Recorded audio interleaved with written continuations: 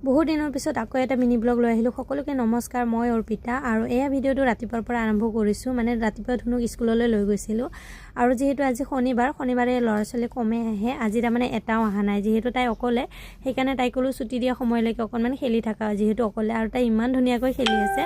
আৰু বহুত দিন ভিডিঅ' নিদিয়াৰ কাৰণ এটাই, মোৰ নিজৰ মোবাইলটো বেয়া হ'ল। এই মোবাইলটো মানুহজনৰহে, তেখেতে লৈছিলেহে মাত্ৰ মোবাইলটো নতুনকৈ। আৰু মোৰ মোবাইলটো বেয়া হৈ থাকিলে মই এতিয়া তেখেতৰ মোবাইলটোৱে লৈ আছোঁ। আৰু এইফালে তেখেতৰ মোবাইলৰ কেমেৰাটো ভাল যে, সেইকাৰণে ৰিলছ ভিডিঅ'বোৰ দি থাকোঁ মই, আৰু সেইকাৰণে মিনি ব্লগবোৰ দিয়াই নাই।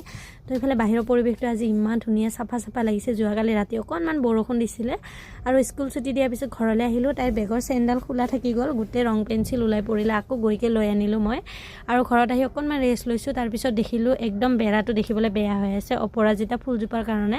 আৰু যেতিয়া ফুলে তাৰমানে বহুত বেছি ধুনীয়া লাগি থাকে। এতিয়া তাৰমানে ফুলবোৰ ফুলা নাই, যিহেতু বৰষুণৰ ছিজন নাই, সেইকাৰণে মই ভাবিলোঁ অকণমান কাটি দিওঁ ডালবোৰ, আৰু পাত নোহোৱা একদম মানে অৱস্থা বেয়া হৈ গৈছে।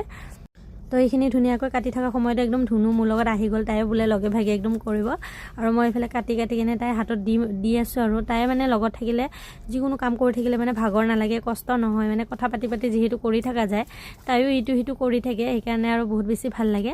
তো এনেকৈ ধুনীয়াকৈ মই যিবোৰ ডাল পাত নাছিলে, একেবাৰে পাত নোহোৱা হৈ গৈছে, সেইবোৰ ডাল মই কাটি দিছোঁ ধুনীয়াকৈ। আৰু এই গছডাল যেতিয়া ৰুইছিলোঁ, গুটি মই বেলেগৰ ঘৰত দেখি কেনে মানে ইমান বেছি ভাল লাগিল, মই খুজি আনিকৈ ৰুই দিছিলোঁ। আৰু ইমান ধুনীয়াকৈ হৈছে। এটা গুটিতে মানে মটৰৰ নিচিনা ৩-৪টামান থাকে। তো সেনেকৈ ৰুই দিওঁতে তাৰ পৰাই তাৰমানে দুডাল পুলি হ'ল, আৰু এডাল বগা, এডাল নীলা। ইমান বেছি ভাল লগা হ'ল নহয় এই পুলিকেইডাল, মানে ফুলকেইডাল যেতিয়া ফুলে চাবলৈ ইমান বেছি ধুনীয়া লাগে। সেইকাৰণে মই কাটা নাছিলোঁ, কিন্তু এতিয়া যিহেতু ফুলবোৰ নুফুলা হ'ল আৰু বৰষুণৰ ছিজন আহি আছে, সেইকাৰণে মই ভাবিলোঁ ধুনীয়াকৈ কাটি দিওঁ, আৰু এতিয়া ধুনীয়াকৈ নতুনকৈ পখাব। তাৰপিছত কাটি কিনে মই ডালকেইটা পেলাই দিয়া নাই, ছাগলীক দিলোঁ। এজনী ছাগলীয়ে বৰ ধুনীয়াকৈ খাইছে, বগাজনীয়ে খোৱা নাছিল কাৰণে এৰি দিলোঁ। তাই আহি দেখা পাই কিনে আকৌ তাই পুতি দিব খুজি আছে, কিন্তু মাটিখিনি বহুত বেছি টান হৈ আছে, যিহেতু বৰষুণৰ ছিজন নাই, এতিয়া মাটিবোৰ বহুত বেছি টান হৈ আছে। সেইকাৰণে আৰু তাই এনেই আৰু চেষ্টা কৰিছে। পিছত ময়ে পুতি দিলোঁ, আৰু তাইক ক'লোঁ এইটো তুমি দি দিয়া ছাগলীজনীক। আৰু তাই দিয়াৰ লগে লগে ইমান ধুনীয়াকৈ খাইছে, আৰু তাই ইমান ধুনীয়াকৈ মৰম কৰি আছে, মানে চাই কেনে ইমান বেছি ভাল লাগিছে। কুকুৰ, মেকুৰী, ছাগলী এইবোৰ মানে বহুত বেছি ভাল পায় তাই, সেইকাৰণে বহুত বেছি মৰম কৰে, মোৰো ভাল লাগে। আৰু চাওঁতে দুপৰীয়া ভাত পানী বনাবই হ'ল। ইফালে আহিলোঁ মই পাকঘৰত। আজি ভাবিলোঁ কি বনাওঁ বুলি ভাবোঁতে মানে ভাবিলোঁ চয়াবিনকে বনাওঁ।